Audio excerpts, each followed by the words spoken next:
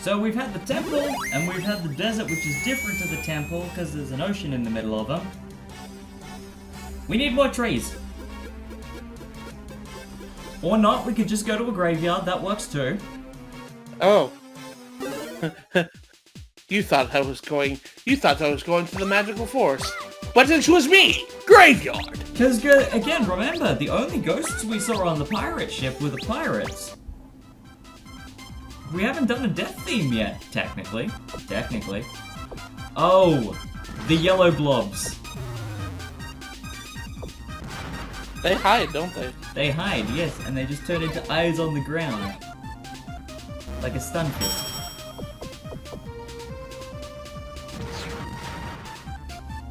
Like a stunfisk. But yes. It's a weird Pokemon.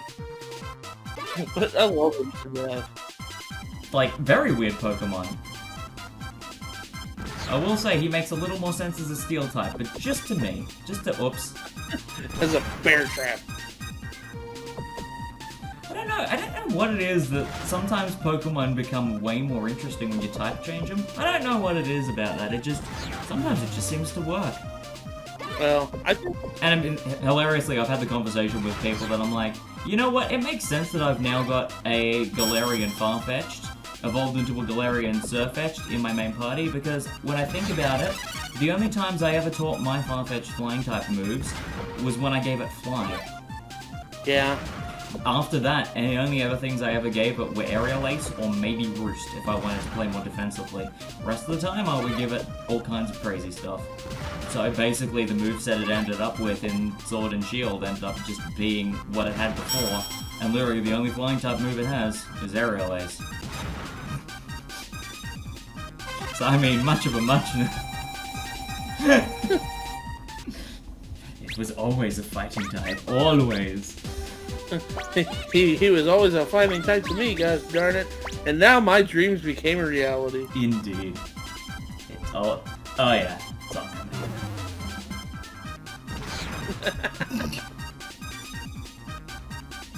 Yeah, speaking of that, I saw a post on Twitter the other day. It was someone says, we need a bad Disney princess. And I said, Cusco? You know! Yes? I mean, the beginning of the movie was... At the beginning of the movie, he was a complete jerk, absolutely. So I think, like, the analogy fits. Golly, I need to stop letting the pink coins come through. It's a problem. It's a problem. Doesn't help, they move so fast. I'm just like... They move so fast.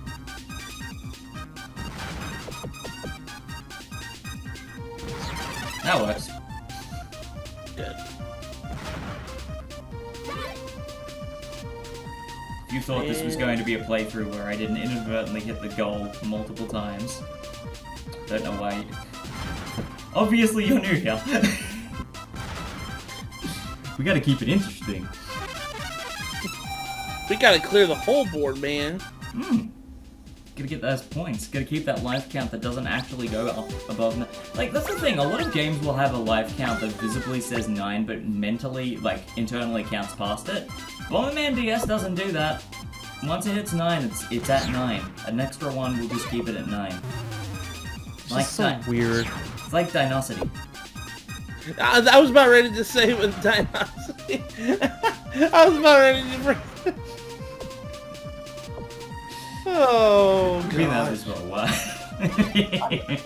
I miss so. You know, as much as I think you and me said it too, Lester. I'm fine. I'm kind of glad JonTron's still making videos, but I really kind of miss his old stuff.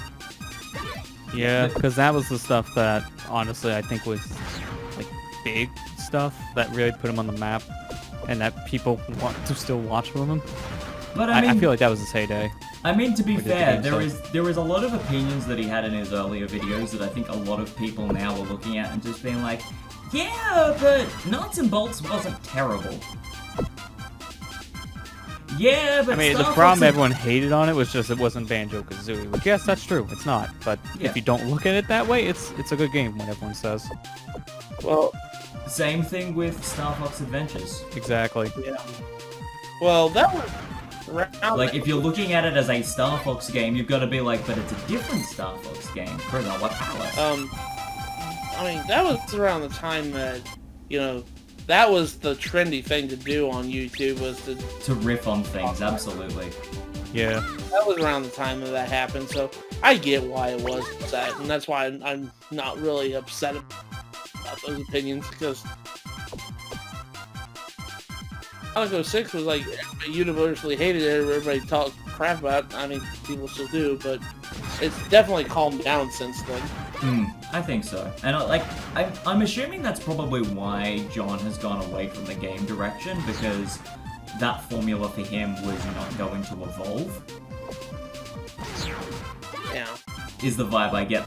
Like, not everything that comes out of John's mouth is toxic, but I think he knew when a formula was getting stale. Yeah. I mean, I'm fine. I wanted to say I'm not. Yeah, let me rephrase that. That's all good. Go for it. I'm fine with his new content. I think his new content's funny too. I just miss the old stuff. Absolutely. Yeah. That's the way I'm trying to say it. I like his new stuff. Especially, his new stuff's got really funny moments where I crack up really bad. But You always get a really good sense of insight into a gamer's head when they talk about retro stuff. Like, I think it was either last year or the year before, Game Theory were doing a charity stream for about 6 hours, and they actually brought on Markiplier for a decent 2 hours. And there was a portion of the game they were playing during the charity stream where he literally is just going, so it's just like Mega Man X2, and I'm just like, okay. That I did not know about Markiplier. I didn't know about that either. That's Like, he's immediately, he's like, I'm getting massive Mega Man X2 vibes about this, and I'm just like, holy... Yes. he plays old game. I mean, yeah, he played Doom, but That's the thing about Mark, is that, yes, he grew up with a lot of classic games, but part of the reason that his channel is the way that it is because, for him, he played those games growing up, but it wasn't enough to hold his interest for the level of replay value that he garnered. Or to him, it was a case of, this is my casual game for my casual time. This isn't the, do I want to record this today kind of game. That's where stuff like Ultra Kill, You Cannot Escape, those kinds of games are coming in, where it tests the mental sort of puzzle solving side of it. yeah. And then you've just got stuff like, and then you've just got, the odd couple of horror games in there, and especially now that he's come back into a more, I guess, optimistic and more positive attitude to the content he makes, and is fallen out of his rage phase, I think especially it's really humbled him as mess. And then I just find out that stuff, and I'm just like, dang, there is a lot more to Mark than we realize. Yeah, I mean, that kind of works for pretty much any, person in general, content creator, actor, anything. You can see a lot more behind the scenes at that point. And you get the true glimpse of the person. Absolutely. I think I had a conversation, who was it? I think it was actually with my sister, about, at some point I wanted to go back to my I Want to Be the Guy videos, and she's just like, well, whatever you do, make sure you actually want to do it. Because if you're only doing it out of obligation, you're not going to enjoy it. And I'm like, that's completely fair. Yeah, I've kind of learned that. So, and then I've just sat there for a few seconds, and I've just, right, 2,500 subs it is.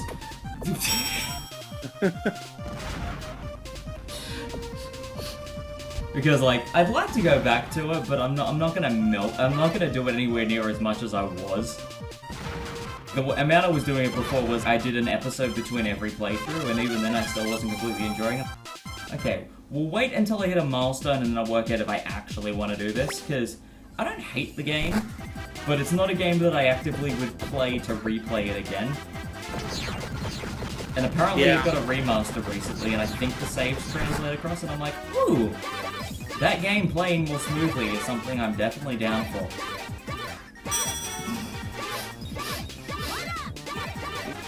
game is horrible, though. I'm sorry, it really is. I still laugh at the fact that when I was just randomly posting the 30-day video game song challenge on Twitter,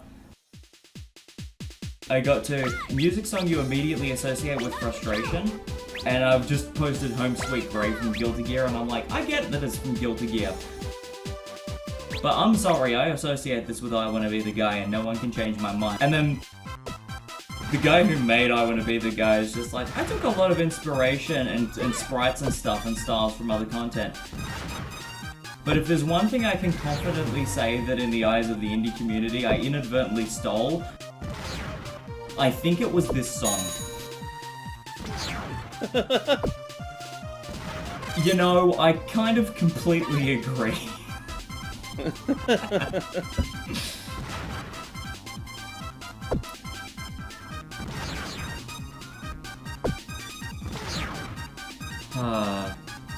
Graveyard. Back to the graveyard. Yeah, back to the Home Sweet Grave. That was the segue I was going for. Not meaning to, but it sort of happened. But yeah, if their eyes are going twiddly, they're invincible, and if you bomb them when they're just looking at you, it doesn't do damage, which... That is a weird hitbox to give an enemy, but... I mean, if it makes it more a thing of, you know, it doesn't just blend in, it does have a period where it doesn't get hit. It makes it a little more challenging, but this is world 5 of 10.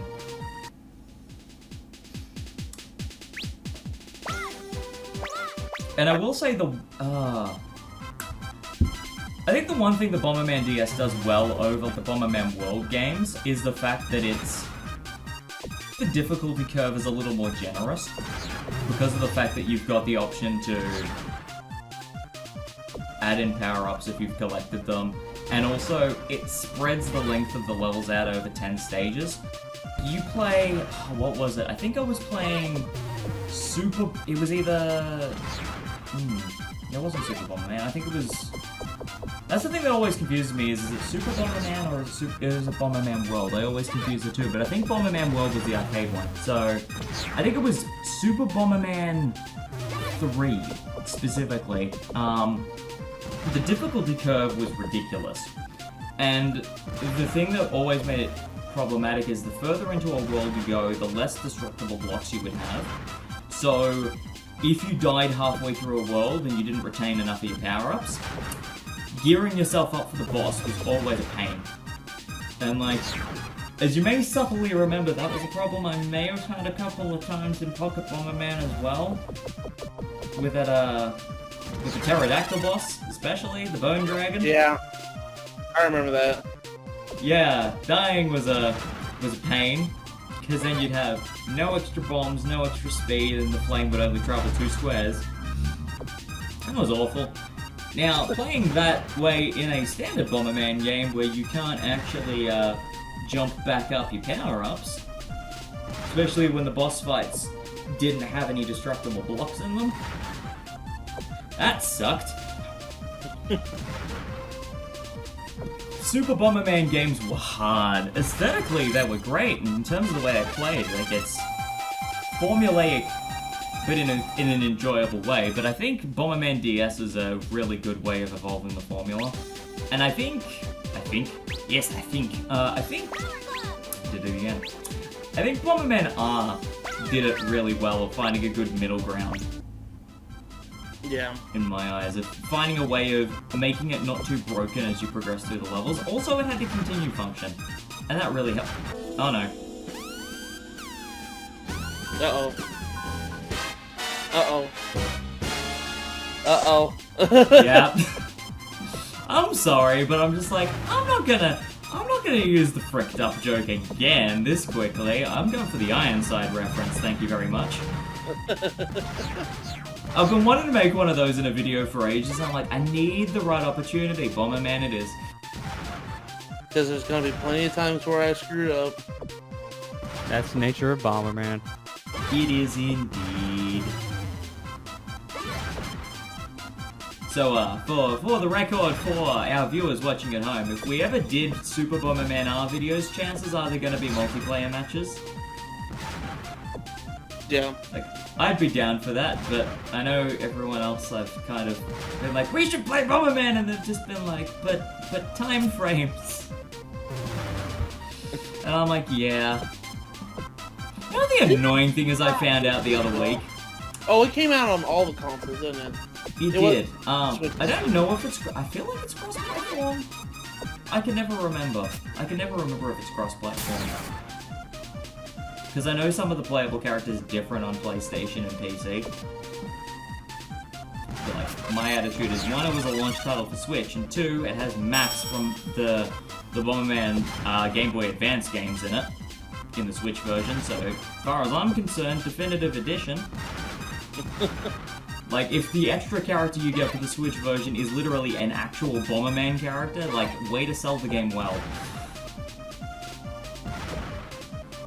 I want to play as Edgy the Hedgy? No, I want to play as Edgy the Bomberman Lord.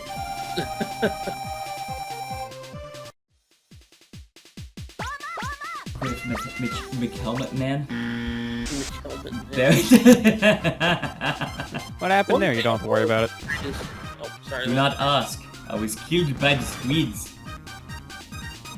The one thing I will say is... I was about to complain about Nintendo Online being very bad with NBN connections and the fact that I wasn't able to join in the last Splatfest because Australian internet is terrible, and then the squids killed me.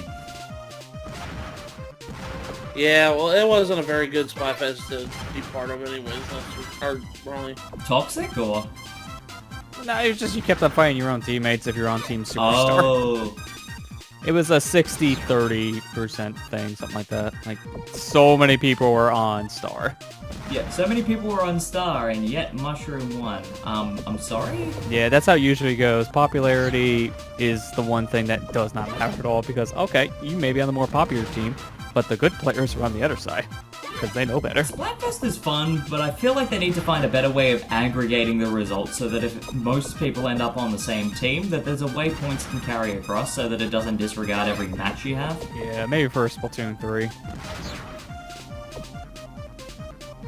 I mean, heck, Splatoon 2 is doing so well at the moment.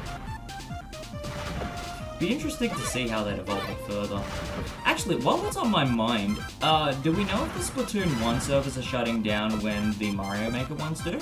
They only said Mario Maker for that stuff, because the Splatoon servers I know are still active now. They're still up. I was genuinely curious if the end of the fiscal year for Nintendo was going to affect most of their Wii U platform, or just Mario Maker because it's kind of been made obsolete by Mario I Maker. think it just affects Mario. Yeah. Well, that and Fire Emblem, because Mario's getting the same treatment with his first game. Yeah, that's true. I don't understand that. I don't know either, because the game is not a hot commodity item, it's a digital product. We don't have to worry about that going out of stock. I'm seeing a lot of people joking about, you know, 3D All-Stars not being available on the eShop after the end of the fiscal year, and I'm like, well, one, it'll be the end of the fiscal year, and then two, I'm gonna laugh if they release Mario 3D All-Stars plus Mario Galaxy 2 the same way that they did with All-Stars 1 and plus Mario World. Like, it'd be a bit of a slap in the face for the people who bought a physical copy of the original 3D All-Stars, but I'll find it funny still. Knowing how Nintendo would do that stuff, it would not get updated and you'd have to get a new copy. Yeah. So I'd be happy for a definitive edition digital upgrade. It's the tricky thing of at the moment. I've been talking with a lot of people and they're like, I don't know if I should get it because the only game I don't have on it is Sunshine. Oh yeah, so I killed myself during the boss fight. Spoilers. I killed myself during the boss fight. And this is why the boss is a pain in the tail. So, it's Dracula, and there's teleporters on the bottom screen, and then you gotta teleport to the top and shoot him. And then he goes to the bottom screen, and then teleporters appear on the top screen. And then the screen that has the teleporters is where enemies appear. Or whatever screen you're on is where enemies appear. And then Dracula teleports. And then after a while, like, the ghosts just explode. Because, you know, of course they do, this is Bomberman. What doesn't explode in Bomberman? Yeah.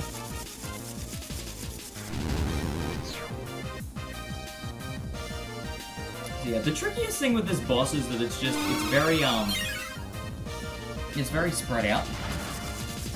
Also, I'm pretty sure the snowflake attack is kind of like the crab's bubble attack, where if it hits a bomb, it'll freeze it, and if it hits you, I think it makes you dizzy.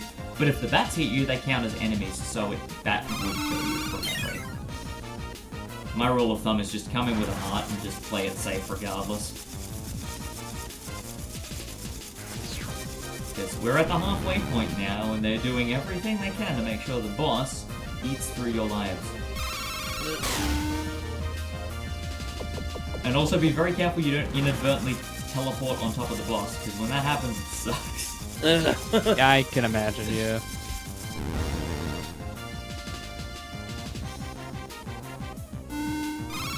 Yeah. There we go. He is padding out this battle as much as possible. I'll admit, I kept thinking that there was meant to be a trick with this boss, that maybe I wasn't hitting him enough. It always seems weird, I'm like, I hit him, and now he's gone to the other screen. Does he have a weak point? Am I not hitting him properly? No, it's just, he has a decent number of hits, and it just takes a while. He's just beefy. Yeah. He's one of those bosses. And now I've hit 1,000,000 points! And my life count is looking a lot better now. I was not feeling great going into that boss fight with 5 lives.